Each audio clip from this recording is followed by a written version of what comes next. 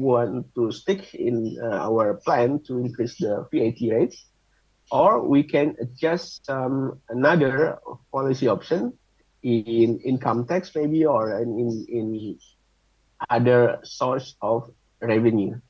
As we can now see that the carbon tax is delayed due to the readiness of the sector in the economy to adapt.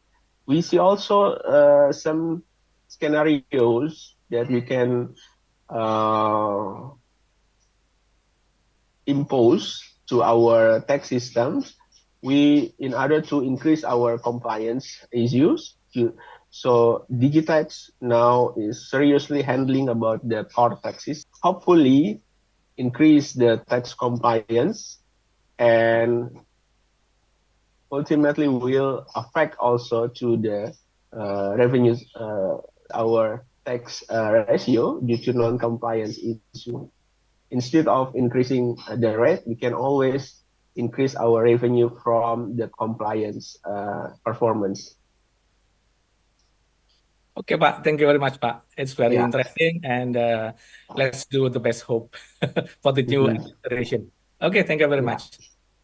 Okay, then we are going to go to the last questions. Okay, last question, please. This is coming from Wildan Adinata from Banten. Okay, so I'm going to address these questions to Pak Rizal.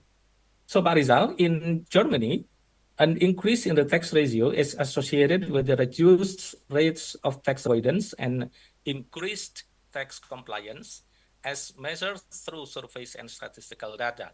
Maybe we'll then refer to some, I don't know, maybe articles or journal. Success indicators can be used to measure the effectiveness of a strategy to increase the tax ratio.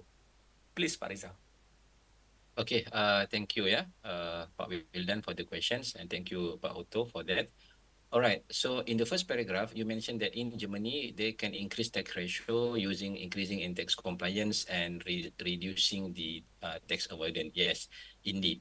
Okay, the second one was success indicators that can be used in measure the effectiveness of strategy increase tax ratio. Okay, the tax ratio per GDP is not an absolute measurement of a success. Yeah. Why? Because it involves two parameters. First, your tax collections. Second, your GDP. Yeah.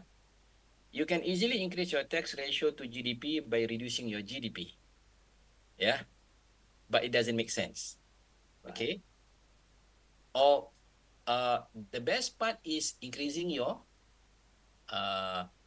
tax revenue more significant rather than increasing your GDP. Then your tax ratio will increase. Okay, we can play with the mathematical formula in there. Okay, but I would say that the best perspective, in terms of managing tax collection per capita. Yeah, for example, in Malaysia we have let's say 100 collection per year, divided by we have 34 million of populations. So we can measure how much per person pay tax. I think this calculation or this mathematical model can also implemented in Indonesia. How much per person in